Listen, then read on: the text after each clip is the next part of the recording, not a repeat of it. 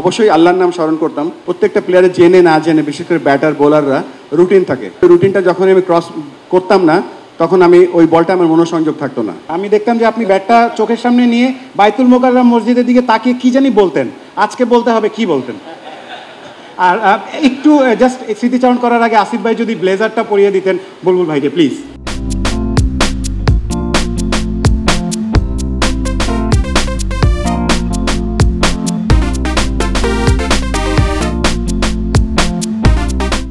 Legend of Bangladesh cricket, and now the president of Bangladesh Cricket Board.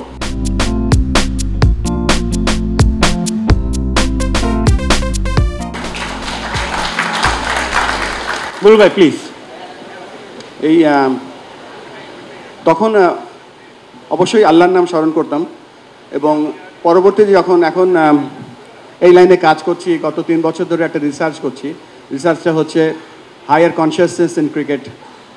তো higher consciousness ক্রিকেটে পরে জানতে পারলাম প্রত্যেকটা প্লেয়ারের একটা রুটিন থাকে। প্রত্যেকটা প্লেয়ারে জেনে না জেনে, বিশেষ করে ব্যাটার বোলাররা রুটিন থাকে। তো সেটা ছিল আমার রুটিন এবং আমার মনে আছে যে ওই রুটিনটা যখন আমি ক্রস করতাম না, তখন আমি ওই বলটা আমার মনোসংযোগ থাকতো না।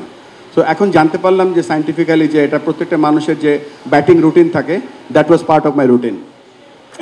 আর অন্য কিছু যদি আরেকটু শেয়ার করতে চাচ্ছেন। আর একটা লোক এখানে আছে যিনি আমাদের প্রথম 400 রান করার জন্য, he is one of them, পেছন থেকে সহায়তা করেছিল, বেশি মানুষ জানে না আসলে। সেটা হচ্ছে আমাদের পিচ কিউরেটর ছিলেন তখন নাজমিল আহমেদ ফাহিম ভাই।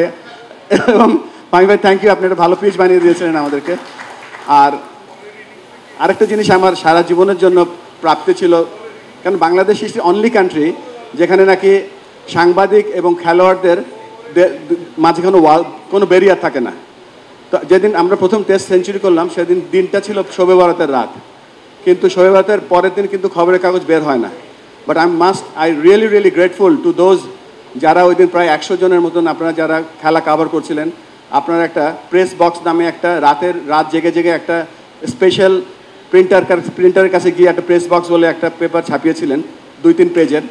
ওটা কখনো ভুলবো না। Thank you very much. এবং ওটাই আমার জীবনের আমার কাছে একটা বড় স্মারক হিসেবে আমি রেখে দিয়েছি। Thank you. আর একটা কথা বলতে চাচ্ছি যে এখানে আমরা হয়তো এই ডিসেন্ট্রালাইজেশনের মাধ্যমে আজকে আমরা ক্রিকেটটাকে সব জায়গায় ছড়িয়ে দিচ্ছি, কিন্তু 50 বছরের যে প্রোগ্রামটা করব আমরা হয়তো এত ছোট পরিসরে করব না। আমরা তখন বেঁচে থাকি কি না জানি না, হয়তো আমাদেরকে কোনো একটা বড় স্টেডিয়াম ভাড়া করতে হবে। তখন আমাদের প্রায় 100 টেস্ট জয় করব আমরা অনেক স্বপ্ন দেখছি এবং এই স্বপ্ন বাস্তবায়ন করার জন্য আপনাদের সকলের সহযোগিতা কামনা করছি। ধন্যবাদ।